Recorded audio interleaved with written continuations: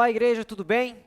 Que bom estar aqui com você mais uma vez para a gente estar aprendendo um pouco mais sobre a palavra do nosso Deus. Como você sabe, nós estamos numa série de mensagens chamada Reconstrução e hoje é o encerramento da nossa série. Mas para isso, eu gostaria de orar com você. Eu gostaria que você fechasse os seus olhos agora, que você se concentrasse na palavra do seu Deus, que você se concentrasse no seu Deus e peça a Ele para que fale profundamente no seu coração, de modo que sejamos transformados neste momento. Amém? Vamos orar? Pai, obrigado, Deus. Obrigado por sua presença. Obrigado porque Tu és um Deus bom. E eu te agradeço, Deus, porque o Senhor está aqui neste momento. O Senhor está aqui, mas o Senhor também está nesses lares que estão recebendo essa mensagem. Deus, e desde já eu peço para que o Senhor abra nossos corações, para que o Senhor nos livre de todo mal, para que o Senhor tire de nós toda distração do inimigo, Pai. Então ministra em nós aquilo que o Senhor deseja, Senhor, para que sejamos mudados, transformados e dia após dia semelhantes ao Senhor. Em nome de Jesus eu oro e agradeço. Amém. Nos últimos anos, passamos por uma realidade difícil. Fomos surpreendidos, quebrados, amassados. Talvez a vida tenha até perdido a cor. Porém, cada rachadura carrega uma oportunidade.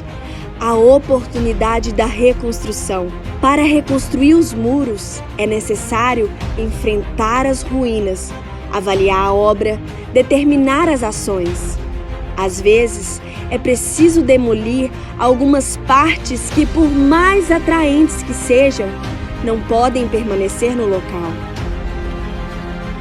É tempo de reconstruir.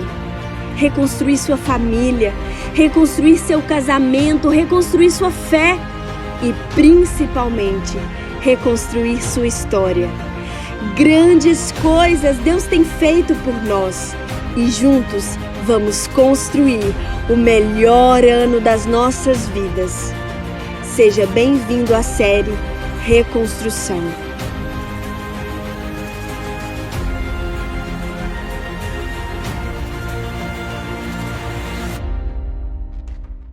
Estamos numa série de mensagens chamada Reconstrução e durante todo esse mês de janeiro nós temos falado sobre vários princípios que vão nortear a nossa vida, princípios que vão nos instruir a de fato ter um novo recomeço em várias áreas da vida, a reconstruir coisas que foram quebradas, relacionamentos que já foram desfeitos. E a gente está aqui para isso, para trazer mais um direcionamento, para que tenhamos uma vida de êxito. E como nós estamos nessa série de mensagens, hoje nós vamos trazer um encerramento e vamos falar sobre a celebração. Durante esse mês nós aprendemos vários princípios que são primordiais para quem deseja ter um recomeço na sua vida. Então nós começamos e nós aprendemos sobre o princípio da realidade, foi o primeiro princípio que nós falamos. E aprendemos que para que possamos começar, para que possamos reconstruir, primeiro nós precisamos ser realistas. A gente precisa ser sóbrio, ter sobriedade, sermos verdadeiros conosco mesmos, sermos verdadeiros de acordo com aquilo que a gente enxerga, porque aquela pessoa que é madura, aquela pessoa que sabe que precisa de transformação, ela entende que ela precisa enxergar de maneira clara as coisas, ser real e admitir de fato que as coisas não estão bem, admitir que existem áreas das nossas vidas que precisam de ajuste, admitir que algo está errado e não fazer vista grossa aquilo que precisa de mudança. A pessoa que precisa reconstruir algo, primeiro ela precisa olhar, observar, ter sobriedade para reconhecer de fato as coisas que precisam ser melhoradas. Em seguida nós falamos sobre o princípio da oportunidade, que para reconstruir algo não basta apenas reconhecer que está quebrado, mas a gente precisa aproveitar as oportunidades que nos são dadas, as oportunidades que Deus abre, as portas que Deus abre, porque a oportunidade ela transforma realidades. Mas é interessante que não apenas estar atento às oportunidades, mas também se preparar para elas. Porque oportunidade só é boa para quem está pronto. Oportunidade é boa só para quem está preparado, para quem se prepara. Mesmo sem saber quando ela virá, é importante estar pronto. E no terceiro domingo nós falamos sobre o princípio da ação. Então, uma vez que eu já admiti a minha realidade, uma vez que eu fui maduro o suficiente para entender que eu preciso de mudança e eu também já agarrei uma oportunidade, agora é tempo de agir. Agora é tempo de fazer alguma coisa, de tomar uma decisão, de colocar a mão na massa, porque eu não posso apenas sonhar. Não podemos apenas sonhar, não basta apenas desejar e almejar alguma coisa. Se eu não partir para a ação, se eu não reconhecer o erro, identificar uma oportunidade, não será o suficiente para ter minha realidade transformada. Eu preciso agir. Existem pessoas que param por aqui, infelizmente, porque elas estão desesperadas, elas clamam a Deus, elas oram a Deus e estão esperando o Senhor fazer de tudo, sem que elas queiram fazer alguma coisa. Pessoas param por aqui porque Deus já tem mostrado o erro, Deus já tem aberto uma porta, mas elas estão esperando Deus fazer no lugar delas. Querido, não é assim que as coisas serão transformadas. Não é assim que você vai experimentar uma reconstrução efetiva na sua vida. Presta atenção nisso, querido. Deus que coloca o chão, mas são os seus pés que vão caminhar por eles. É Deus que abre a vereda, é Deus que abre o caminho, sim, mas quem vai passar por ele é você. E no domingo passado, quem esteve aqui nos acompanhando pôde aprender um pouco mais sobre o princípio da comunhão. Aprendeu que para que algo grande seja feito, aprendeu que ele deve ser feito com pessoas, em comunhão, porque Deus não trabalha com indivíduos, você sabe disso, Deus tem planos para a família, porque na família mais importante do que o resultado é o processo, mais importante do que chegar lá é com quem eu vou chegar, porque ultrapassar a linha de chegada gasta 1 segundo, mas até que você chegue lá são horas investidas, então com quem você tem gastado o processo na sua vida, no seu processo de reconstrução, com quem você tem gastado a sua vida nesse processo de restituição, de restauração, isso é muito mais importante do que a própria obra em si. Há uma frase que diz, quer ir mais rápido, vá sozinho, mas quer ir mais longe, vá com pessoas. E hoje nós estamos aqui para falar sobre o quinto e o último princípio dessa série, que é o princípio da celebração. Como podemos encerrar o ciclo da reconstrução de maneira saudável? O que é que Deus espera de nós após um longo processo de mudança? E para isso eu convido você a abrir a sua Bíblia agora no livro de Neemias. Livro de Neemias, capítulo 12, do verso 27 e o verso 43. Vai estar aparecendo aqui para você. Vão ser apenas 2 versículos, o verso 27 e o verso 43. Você pode abrir aí, Neemias capítulo 12, se você achou, escreve aí, achei. O texto diz o seguinte, verso 27, na dedicação dos muros de Jerusalém, procuraram aos levitas de todos os seus lugares, para fazê-los vir, a fim de que fizessem a dedicação com alegria, com louvores, com canto, com símbolos, com alaúdes e harpas. Agora você vai lá para o versículo 43, um pouquinho adiante, e o texto diz o seguinte, nesse mesmo dia ofereceram grandes sacrifícios e se alegraram, pois Deus os alegrara com grande alegria. Também as mulheres e os meninos se alegraram, de modo que o júbilo de Jerusalém se ouviu até de longe. Amém, querido? Até aí. Eu tenho certeza que nesse ano de 2022, se o Brasil ganhar a Copa do Mundo lá no Catar, muita gente vai ficar estarrecida de alegria. Eu tenho certeza que eu também vou ficar muito feliz se o Brasil ganhar a Copa do Mundo esse ano. Alguns eu sei que já perderam a esperança, até porque depois de tantas Copas, depois de tantas derrotas, algumas pessoas ficam realmente bem frustradas, mas a grande maioria vai se alegrar. Afinal, já são quase 20 anos desde a última vitória na Copa do Mundo. E todo mundo sabe que em ano de Copa do Mundo, no período da Copa, o Brasil para. As pessoas param. Né? As pessoas pintam as ruas, eles compram camisa da seleção, compram camisa para a família inteira, é vuvuzela, é bandeira no carro, é um tanto de coisa porque eles querem celebrar, nós queremos celebrar. As pessoas reúnem os seus amigos em casa para um churrasco enquanto se vê um jogo. Se você não é uma pessoa que faz isso, provavelmente alguém sempre te convida, mas se ninguém te convidar, você me procura que a gente faz alguma coisa no final do ano, ok? É interessante, a televisão fala disso o tempo todo, as redes sociais não param, afinal, é a Copa do Mundo. É um marco. É um marco, querendo ou não, o futebol é um grande símbolo da cultura brasileira.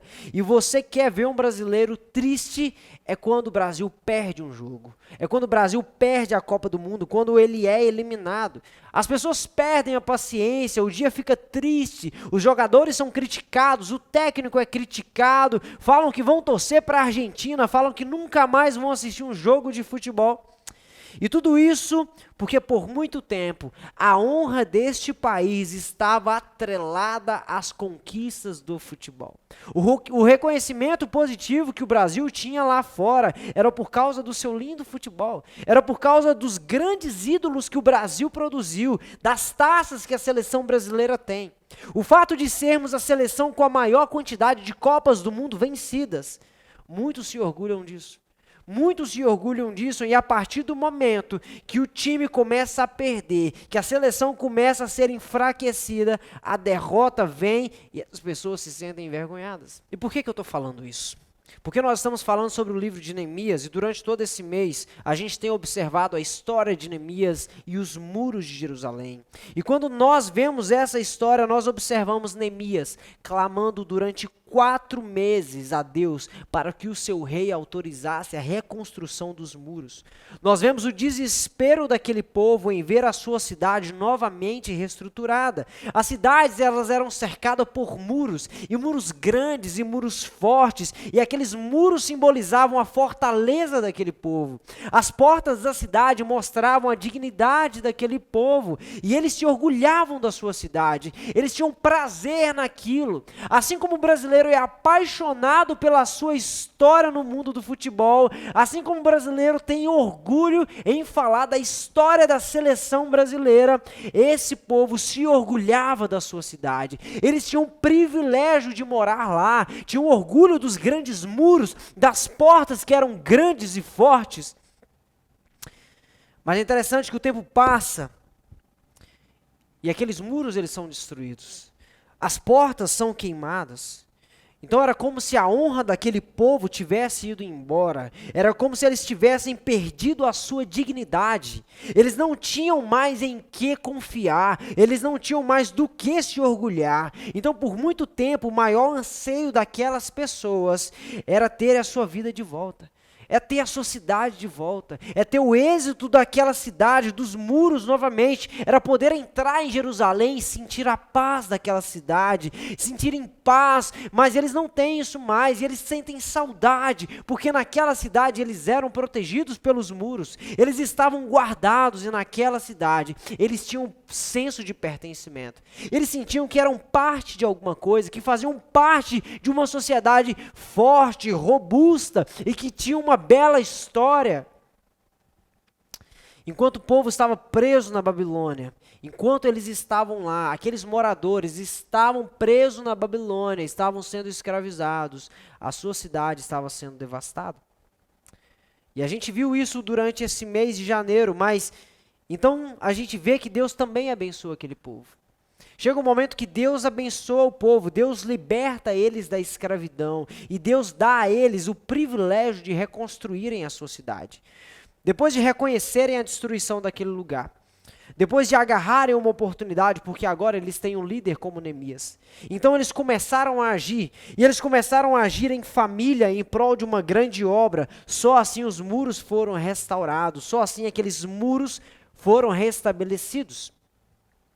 Mas não só os muros foram restabelecidos, querido. A lei daquela cidade, a lei de Deus para aquele povo foi ensinada novamente. A lei de Deus foi relembrada para aquele povo, porque a cidade não foi povoada apenas por quem um dia saiu e agora voltou, mas também por aqueles que nasceram num período de escravidão e agora estão na cidade pela primeira vez. A lei de Deus precisava ser ensinada a eles, para que dessa forma até mesmo esses novos pudessem celebrar. E o que eu aprendo com isso?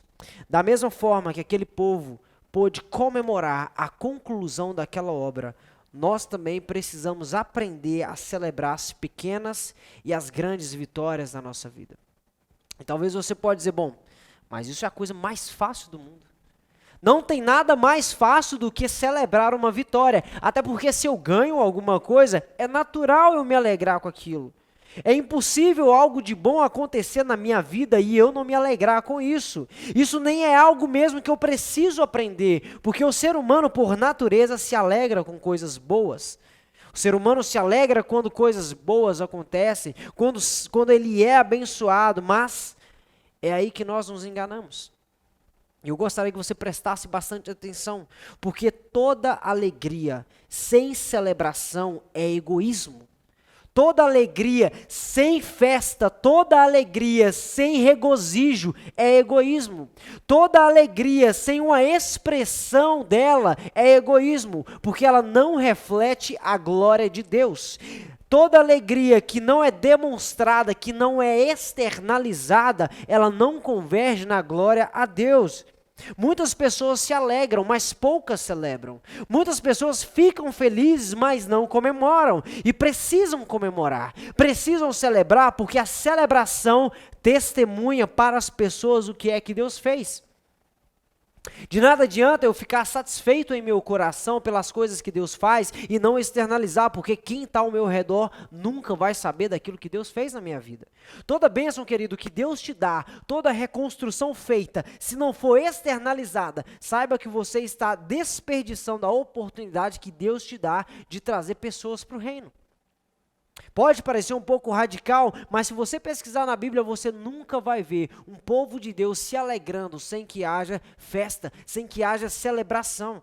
Às vezes nós pensamos que nós não damos mau testemunho só porque nós não pecamos publicamente, mas nós erramos porque nós também não damos bom testemunho.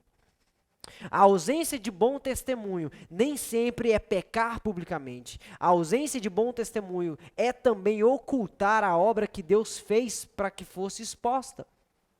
Sabe, às vezes o bom testemunho que não damos não é porque nós fazemos coisas erradas. O bom testemunho que nós não damos é porque nós não trazemos à luz aquilo que precisa ser visto. Nós não expomos as maravilhas de Deus, nós não trazemos para as pessoas as verdades que o Senhor tem feito em nossas vidas. O milagre, a cura, a restauração, a provisão, muitas vezes nós guardamos para nós e nós não externalizamos. E isso, infelizmente, pode causar grandes prejuízos no reino de Deus. Porque existem pessoas perto de nós que elas nunca vão entrar numa igreja, mas elas vão ser impactadas pelo agir de Deus na sua vida. Muitas pessoas não vão querer ir na sua casa para ouvir uma palavra, mas por conviverem com você, elas vão observar a sua palavra. E observando a sua palavra, elas vão ver ou não se Deus tem sido presente no seu dia, se Deus tem sido presente na sua casa, se Ele tem sido real no seu meio. Toda vez que Deus opera um milagre, é para que o nome dEle seja conhecido. E assim mais pessoas sejam alcançadas pelo seu amor. Então, querido, engana-se quem pensa que a cura que Deus dá serve apenas para o alívio do doente. Engana-se quem pensa que a porta de emprego serve apenas para o seu alívio financeiro. Engana-se quem pensa que o casamento restaurado serve apenas para o regozijo do casal. Toda cura, toda porta aberta, toda restauração é para que você dê testemunho do Deus que você serve. É dizer Deus fez, é dizer Deus faz, é dizer Deus pode. Não sou eu, não é o meu braço, não é a minha glória, mas a Deus todo louvor. A Ele toda majestade, a Ele toda glória, porque Ele é digno de adoração. Toda vez que Deus realizou um milagre na Bíblia, é para que as pessoas soubessem que Ele, Jesus, é de fato o Filho de Deus. Toda vez que um homem de Deus operava um milagre, é para que o nome do Deus Altíssimo fosse conhecido. O propósito de Deus em nos abençoar, em nos curar, em trazer bênçãos para nós, não é para que fiquemos plenamente confortáveis apenas, mas para que quem está perto de nós possa perceber de fato quem Ele é. Possa perceber a bondade, a fidelidade, a misericórdia e a provisão que Ele faz, a bondade dEle para os seus filhos, o amor dEle para os seus filhos, expresso através de milagres, expresso através de provisão, expresso através de bênçãos. Muitas pessoas, querido, preste atenção nisso, não estão sendo abençoadas porque desperdiçam essa bênção quando elas ocultam o seu propósito. Tem gente que não está sendo abençoada porque está ocultando a bênção de Deus e com isso está limitando o propósito dessa bênção no reino.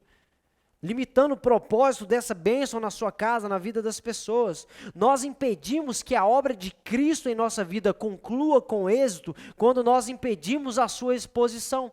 Quando nós limitamos, quando nós fechamos a porta para que o testemunho de Deus alcance pessoas, e esse testemunho, ele alcança pessoas através daquilo que nós falamos, através daquilo que nós expomos. Porque Deus, ele nunca parou de agir no seu meio. Ele nunca parou de fazer coisas grandes na sua vida. E ele nunca vai parar. Mas nós precisamos ter um certo cuidado para não limitar o êxito dessa bênção, o êxito desse milagre, de toda provisão. Infelizmente, tem muita gente do nosso ciclo de amizade, do nosso ciclo familiar, que nunca irão se converter, porque eles nos veem reclamando de tudo e reclamando de todos. E quando somos abençoados, a única coisa que nós sabemos fazer é um belo sorriso. O que a gente sabe fazer é dar um mero sorriso, quase que imperceptível. Temos que ter cuidado, porque quando as coisas estão dando errado, nós damos um show.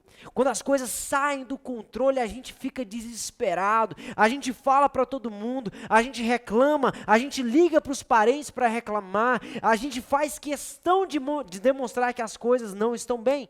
A gente faz questão de falar com as pessoas, de andar sempre de cara fechada, de ficar de mau humor, a gente quer fugir, a gente quer abandonar tudo, a gente quer quebrar relacionamento, nós queremos ferir pessoas quando está tudo dando errado. E quando as coisas começam a melhorar, o que nós fazemos? Poxa, já estava na hora, né? Pô, Deus, obrigado, já estava na hora do Senhor me abençoar. Já estava passando do tempo de eu ter uma notícia boa, mas ainda falta isso, ainda falta aquilo. Eu ainda preciso ser abençoado nessa área que eu acho que o Senhor está esquecendo. A ingratidão em nossos corações, essa murmuração, ela afasta as pessoas do Evangelho. As pessoas nos observam. Elas observam a nossa vida e elas veem que nós mais reclamamos do que celebramos. As pessoas nos observam e elas veem que a gente murmura muito mais do que a gente celebra. A gente faz muito mais barulho quando as coisas estão dando errado do que quando as coisas começam a funcionar. Como assim? Que história é essa? É como se a gente não soubesse que o nosso Deus, ele é por nós. É como se nós não soubéssemos que existe uma esperança viva, que é eterna e que está sempre nos renovando dia após dia. Ao invés disso, focamos naquilo que é ruim, focamos nas notícias ruins, focamos naquilo que só gasta a nossa energia, que suga o nosso vigor. Querido, quem não sabe celebrar pequenas vitórias, não vai celebrar as grandes. E não vai celebrar as grandes vitórias, não é porque não sabe celebrar. Não vai celebrar as grandes vitórias é porque não vai ter grandes coisas para celebrar. Porque quem não celebra as pequenas coisas nunca terá a chance de viver as grandes coisas para poder dar glória a Deus. A Bíblia mesmo diz: seja fiel no pouco e sobre o muito eu te colocarei. Quem não aprendeu a ser fiel no pouco, nem mesmo terá a oportunidade de aprender no muito, porque não viverá o muito, nunca vai acessar o muito, nunca vai chegar no próximo nível, nunca vai avançar, porque não aprendeu a valorizar e a celebrar aquilo que é pequeno. Não aprendeu a valorizar e a celebrar as pequenas coisas, os primeiros milagres, as primeiras vitórias, os primeiros passos. Quem não aprende a celebrar aquilo que é pequeno, nunca terá a oportunidade de celebrar aquilo que é grande. Querido, esse é o critério.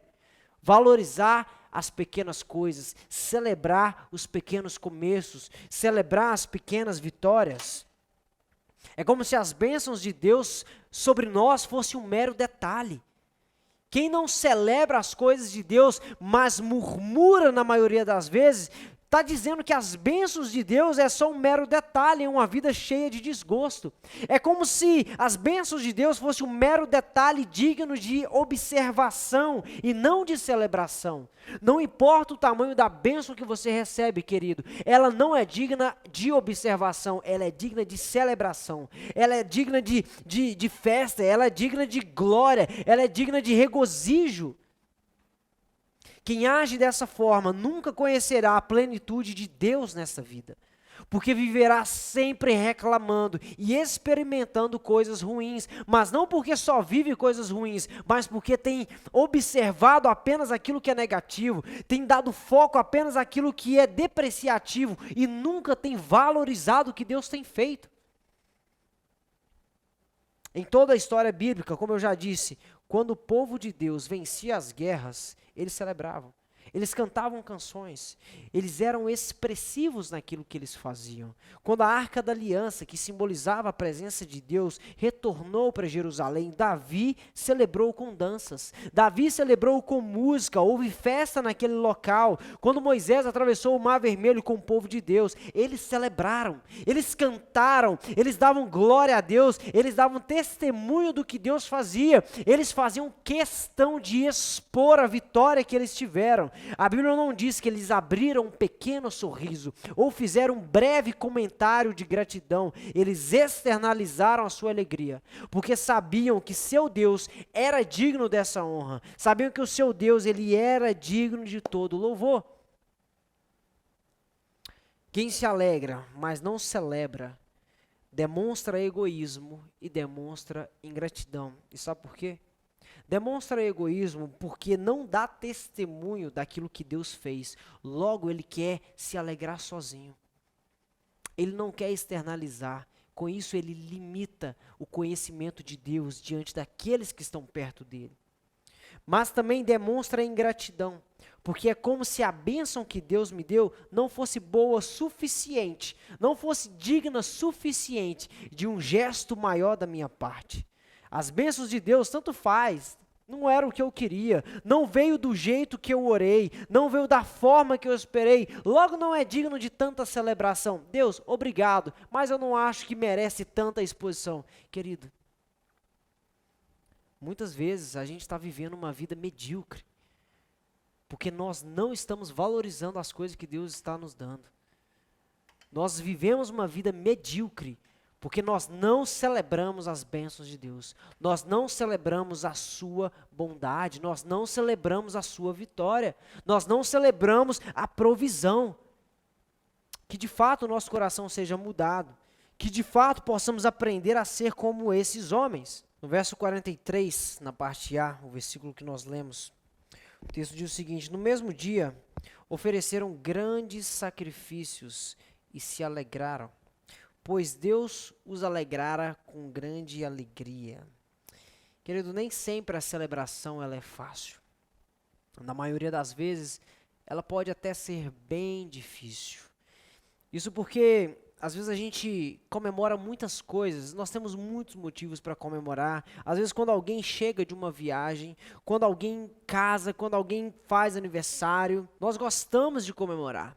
Mas nem sempre é confortável, porque para comemorar nós temos que fazer algum sacrifício. É o que o texto diz, eles se alegraram e nesse mesmo dia eles ofereceram um grande sacrifício, porque Deus colocou uma alegria muito grande em seus corações. Então, para celebrar é necessário algum tipo de sacrifício. Às vezes você tem que gastar dinheiro para comprar alguma coisa, às vezes você tem que ajustar um compromisso na agenda, nós temos que arrumar a casa em um dia diferente do combinado, temos que encontrar pessoas da família que muitas vezes nos ferem. Temos que encontrar pessoas, amigos que muitas vezes nós não queremos. No momento de celebração, às vezes a gente precisa fazer coisas que nós não gostaríamos. Encontrar pessoas que a gente não gostaria, mas existe um preço quando a gente deixa de fazer essas coisas. Muitas vezes, por causa desses problemas, por causa de quebras de relacionamentos, porque nós não queremos nos envolver com pessoas, nós perdemos grandes oportunidades. Porque a celebração, a ausência da celebração deixa marcas. A ausência da celebração deixa marcas e muitas vezes perdemos oportunidades que nunca voltarão. Por causa de relacionamentos quebrados, nós não queremos celebrar. Logo, nós perdemos festas de casamento de familiares porque nós não queremos estar com pessoas. Nós perdemos aniversário de pessoas porque estamos com crise de relacionamento. Quantos natais, de repente, você deixou de fazer parte com a sua família por causa de relacionamentos quebrados?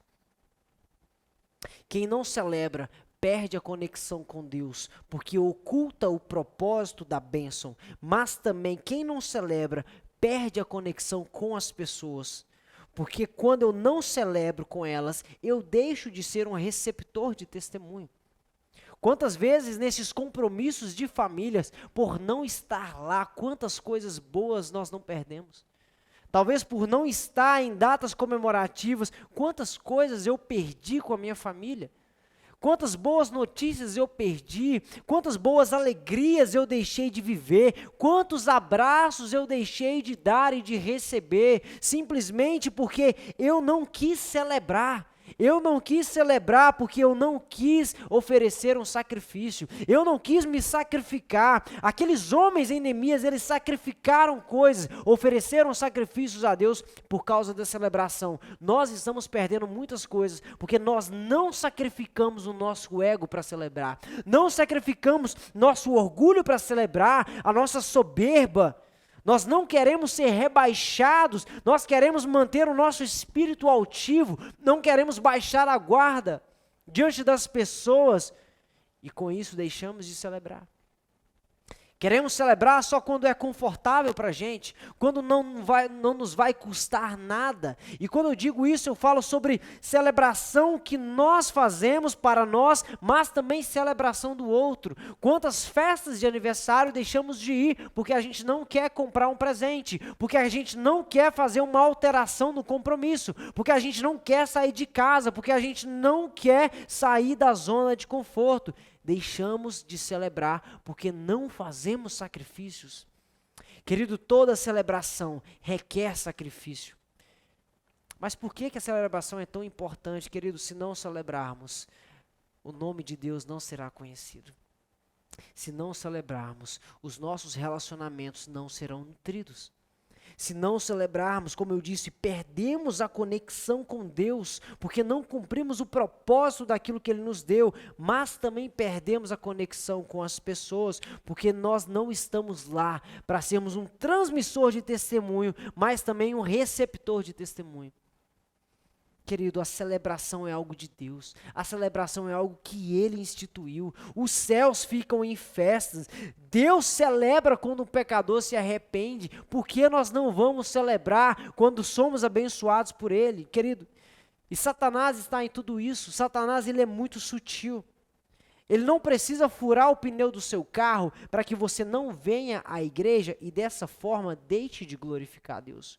Quando Satanás não quer que você glorifique a Deus, basta ele colocar em seu coração aquele sentimento egoísta que te faz ocultar as maravilhas de Deus na sua vida por causa das pessoas. Quantas vezes por causa dessas pessoas deixamos de falar, deixamos de compartilhar, a gente fala, eu não vou falar para ninguém, porque isso vai causar inveja, as pessoas vão falar mal, as pessoas vão criticar, as pessoas não vão entender, até porque, você sabe, né, as pessoas não gostam de ver a alegria dos outros, se começar a espalhar essa boa notícia, vai dar tudo errado. Enquanto a gente fala isso, Satanás está aplaudindo a nossa superstição. Satanás está se alegrando com o nosso silêncio, Satanás está celebrando em nosso lugar, porque enquanto nos privamos do testemunho, as pessoas estão perdendo a oportunidade de conhecer o nosso Deus. Quando nos privamos de mostrar a bondade dEle, a sua provisão, nós privamos pessoas de conhecer a sua soberania e o seu poder. Querido, Satanás não para de trabalhar. Já que ele não pôde impedir a reconstrução na sua vida, agora ele vai fazer de tudo para silenciá-la. Já que ele não pôde calar você enquanto você estava reconhecendo que precisava de mudança, já que ele não pôde fechar a porta da oportunidade, já que ele não pôde te travar no momento da ação, já que ele não pôde impedir a sua comunhão, agora ele vai querer impedir a sua celebração. Ele quer impedir a sua celebração, porque se você não celebrar, ninguém mais vai ver o poder de Deus. Se você não celebrar, ninguém mais vai ser restaurado. Se você não demonstrar aquilo que Deus está fazendo na sua vida, ninguém mais vai saber e ninguém mais vai ter o interesse de ser mudado por Ele. Precisamos aprender com Deus a enxergar além do momento presente. Porque enquanto nós queremos o agir de Deus para desfrutarmos do presente, Deus está nos abençoando, observando o todo. Enquanto nós estamos esperando uma bênção aqui, para o agora, para aquilo que nós queremos, Deus está nos abençoando, observando quem está ao nosso redor, observando quem um dia vai ouvir falar sobre isso, observando lá na frente. Talvez você quer uma porta de emprego para ter um salário melhor e viver bem, mas Deus está observando lá na frente os seus colegas de trabalho sendo transformados pelo seu testemunho. Talvez você quer um emprego apenas para viver melhor, mas Deus vai te dar um emprego não apenas para isso, mas para que aquele lugar seja transformado pelo seu exemplo. Para que a sua família seja transformada por quem você se tornará a partir disso. Querido, creia nisso, Deus sempre faz mais. Você quer um casamento restaurado para poder viver em paz, mas Deus está observando lá na frente os seus filhos, confiando nele para ter uma linda família, porque viram o exemplo dentro de casa, porque viram a restauração que foi feita lá dentro. Deus sempre faz mais. Queremos nossa cura para ter o alívio, e Deus quer nos curar para alimentar a esperança de quem ainda está doente. Percebe como Deus sempre faz mais? Deus sempre faz mais. Precisamos, por isso, enxergar como Deus enxerga, porque quando a gente começar a ter a mente de Deus, a enxergar como Deus enxerga, nós vamos entender o princípio da celebração. Vamos entender que a bênção que eu recebo não é só para mim, mas é para ser compartilhada. O que a gente sempre comenta aqui na igreja? Deus nos dá para repartir. Repartir primeiro e comer depois. É sempre o princípio da repartição, é sempre o princípio do compartilhar. Aquilo que você compartilha enriquece a vida das pessoas. O testemunho que você dá acerca das bênçãos de Deus enriquece e traz esperança para aqueles que estão perto de você, querido. Deus sempre faz mais. Verso 43, parte B. O texto diz que também as mulheres e os meninos se alegraram, de modo que o júbilo de Jerusalém se ouviu até de longe. Nesse mesmo versículo, diz que mulheres, crianças, meninos ficaram felizes. Eles se alegraram e até depois das portas de Jerusalém as pessoas conseguiam ouvir a sua celebração.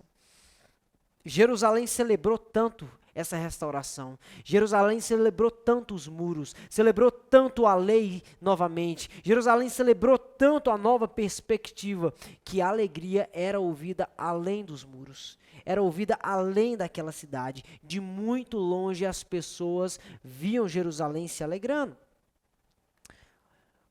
Mas mulheres e crianças, eles não exerceram nenhum tipo de influência braçal na reconstrução desses muros. Porque mulheres, não era o papel dela estar ali. Crianças e meninos também não. Apenas daqueles homens. Era papel dos homens reconstruir os muros. Essas mulheres e essas crianças, esses meninos, eles não exerceram nenhuma influência braçal. Não tinha um dedo dessas pessoas ali nos muros. Eles simplesmente desfrutaram daquilo que os homens viveram na pele. Isso nos ensina muito. Nos ensina muito porque talvez não vai ser você o fruto da bênção. Talvez não vai ser você aquele que recebe a bênção. Talvez não vai ser você aquele que recebe a provisão. Aquele que estava no olho do furacão e foi socorrido. Talvez você vai ser aquele que observa a restauração das pessoas. Talvez você vai ser aquele que está do lado de fora, observando as pessoas sendo abençoadas. Mas que ainda assim celebra. Você não é o foco da bênção. Você está observando, mas você também celebra. Não é com você, mas você também se alegra. Como diz a palavra de Deus, se alegrar com aqueles que se alegram. Você é esse que de repente neste momento só está observando tanta gente ser mudada, tantas famílias sendo abençoadas, tantas pessoas crescendo, tantas vidas sendo abençoadas pelo Senhor. Deixa eu te falar, quantas famílias você tem visto experimentar a mão do Senhor? E diante disso você tem duas escolhas. Diante desse cenário, você que está do lado de fora, eu que posso estar do lado de fora, nós temos duas escolhas. Nós podemos abrir o nosso coração para sentimentos de injustiças e dizer: Deus, por quê? Por que fulano? Por que não eu? Deus, e a minha causa? Deus, e a minha vida? Por que foi com ele? Por que não foi comigo? Ou pode ser que você age diferente. Ou pode ser que você celebre, pode ser que você se regozije com o outro, assim como essas mulheres e esses meninos fizeram. Porque quando Deus faz algo na vida das pessoas, querido, preste atenção nisso. Quando Deus faz algo na vida das pessoas, quem ganha é o reino. Não sou eu, não é você, é o reino de Deus. Então, querido, quando nos posicionamos com rebeldia e amargura, não desejando celebrar com os outros, nós estamos desprezando o reino de Deus e não a vitória particular de alguém. Então, talvez você não quer se alegrar com o outro porque você acha que aquilo é particular daquela pessoa, querido, não é.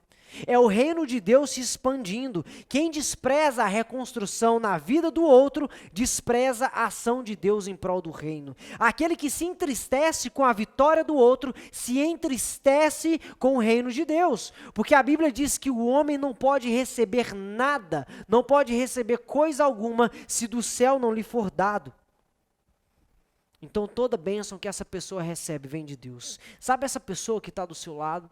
Sabe essa pessoa que você tem acompanhado? Sabe essa pessoa que está perto de você, que está sendo abençoada, que está crescendo, que está subindo de nível, que está experimentando o sobrenatural de Deus, querido? É Deus na vida dela. É Deus na vida dela. Não celebrar com ela é não celebrar o reino. Não se regozijar com ela é se entristecer com o reino de Deus. Quantos querem se entristecer com o reino de Deus? O que é que Deus está achando dessa postura? Será que quando é para mim eu celebro com fogos, mas quando é para o outro eu finjo que nada está acontecendo? Quando é na minha vida eu quero convidar, quando é na minha vida às vezes eu quero espalhar, quando é na minha vida eu até aprendi a celebrar, mas quando é na vida do outro eu finjo que nada está acontecendo. Eu não ligo para me alegrar. Eu não ligo para essa pessoa para celebrar, eu não me alegro com ela, eu não vou na casa dela, eu nem mesmo permito que ela fale comigo das vitórias que ela tem vivido, porque eu não gosto. Porque eu gosto quando é para mim, mas quando é para o outro eu detesto. Que egoísmo é esse? Será que Deus é apenas com você? Será que só quando você é abençoado que Deus está nisso? Será que quando outras pessoas recebem a provisão, não é Deus, é obra do acaso? É obra do acaso para que a gente não se alegre, é obra do acaso para que a gente não glorifique com eles. Querido, deixa eu te falar uma coisa, a maturidade dos filhos de Deus consiste em celebrarmos o reino, mesmo quando ele não é manifesto em mim, mesmo quando isso não é manifesto naquilo que me envolve, mesmo quando é na vida do meu irmão. O maduro na fé, ele sabe celebrar com o outro, mesmo quando ele não tem nada a ver com isso. E ele celebra porque ele sabe que o reino de Deus está avançando. Ele celebra porque é mais uma casa que está sendo estruturada. Ele celebra porque é mais um filho que saiu das drogas. É mais uma casa que está prosperando. É mais um casamento que está sendo reestruturado.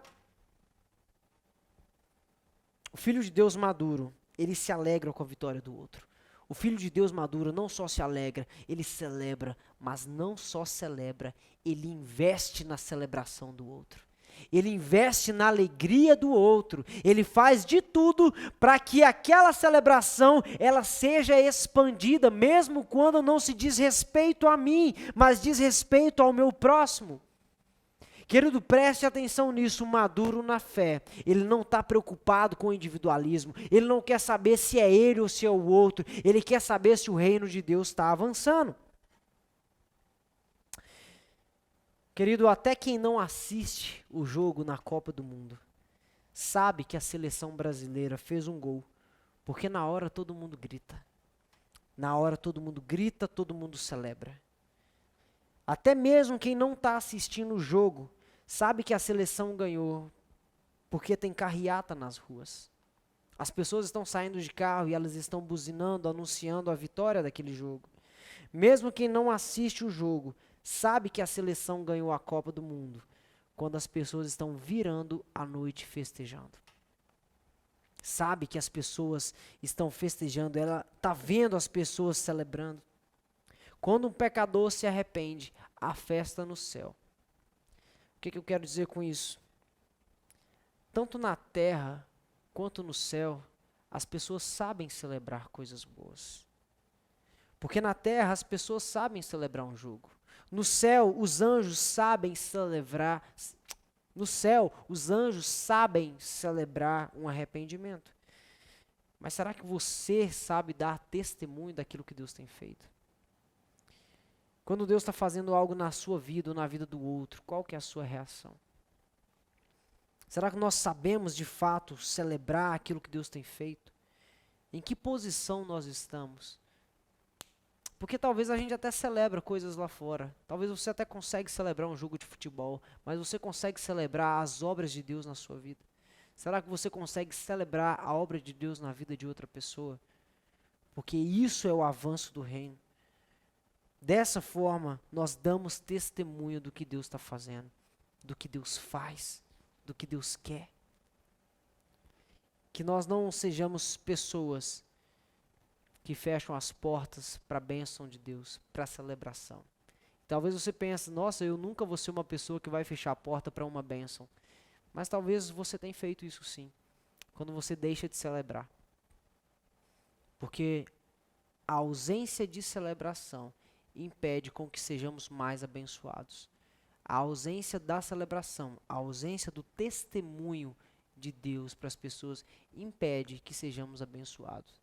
Deus olha para pessoas que celebram e fala, eu quero abençoar mais essa pessoa, porque ela não cansa de falar do meu nome. Eu quero prosperar essa pessoa, eu quero abençoar essa casa, eu quero restaurar mais áreas na vida dessa pessoa, porque ela não consegue não falar de mim, ela não consegue se silenciar diante de tudo que eu faço.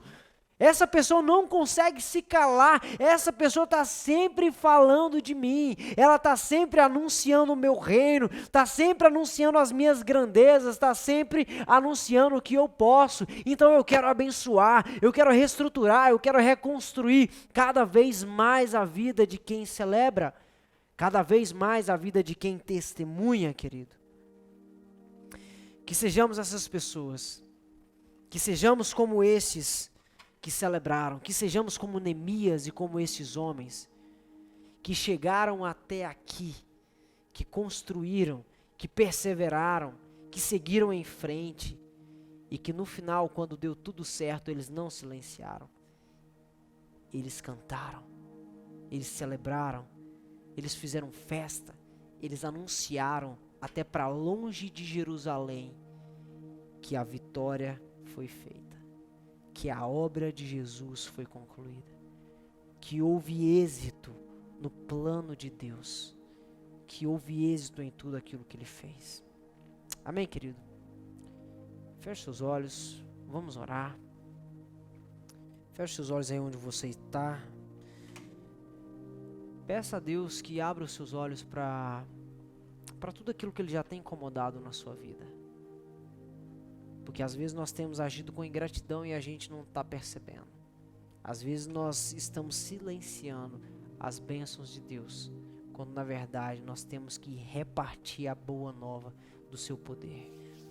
Pai, obrigado, Deus. Obrigado pela sua palavra, porque a sua palavra ela nos sustenta. A sua palavra ela é viva, ela é eficaz. Obrigado porque a sua palavra nos endireita e nos mostra coisas que às vezes nós não estávamos percebendo.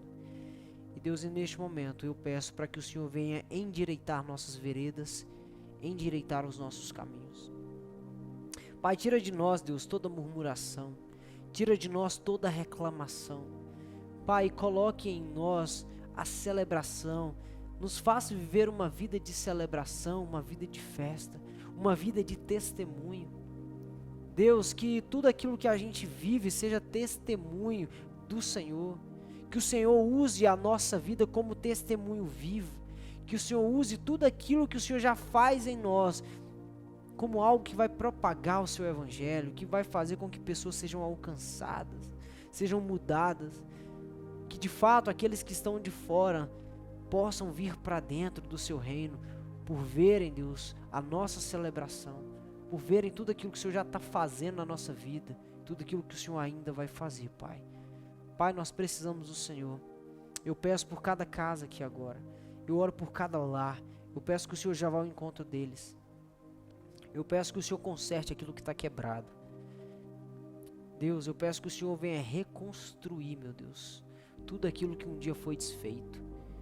A gente sabe que família é planejamento do Senhor. A gente sabe que família é propósito teu. Pai, reconstrua esses lares, Deus. Reconstrua essas vidas. Reconstrua relacionamentos espirituais que estão frios. Reconstrua relacionamentos de pai e filho. Reconstrua, Deus, relacionamentos familiares. Que às vezes a gente olha e acha que não tem mais perspectiva. Deus, abençoa. Deus, abençoa. Deus, abençoa. Reestruture novamente, Deus querido. Em nome de Jesus, Pai, eu oro e agradeço. Amém. Igreja, Deus abençoe você. Que essa palavra tenha falado muito ao seu coração. A gente vai estar fazendo agora o nosso momento de dízimos e ofertas. Está aqui aparecendo as contas da igreja. Tudo aquilo que for mais fácil para você, para que você possa honrar o seu Deus. Nosso Deus, ele não está em busca de dinheiro. Ele está em busca de honra. Ele pode encontrar honra em um coração que deposita uma quantia mínima, mas pode encontrar desonra num coração que deposita uma grande quantia. A questão não é a quantidade, mas é o gesto, é o ato. Nosso Deus está atrás de honra. Ele está buscando pessoas que o adoram em espírito e em verdade. E quem adora em espírito e adora em verdade, sabe como honrar a Deus de maneira digna, de maneira que Ele merece. Por isso eu gostaria que você estivesse adorando ao seu Deus neste momento com isso, e não entendendo este momento como um momento qualquer, mas um momento de adoração ao seu Deus. O nosso Deus está aqui, o nosso Deus está aí, Ele conhece o seu coração, Ele sabe a sua motivação, e que a sua motivação, em nome de Jesus, que não seja reprovada, que não seja reprovável diante de um Deus que é santo, diante de um Deus que tudo vê. Amém? Que Deus abençoe você. A gente se vê na próxima semana. Não deixe de compartilhar esse vídeo para as pessoas, mas propague o reino de Deus. Celebre o reino de Deus. Essa foi a série de mensagem Reconstrução. E a gente se vê. Até mais. Deus abençoe.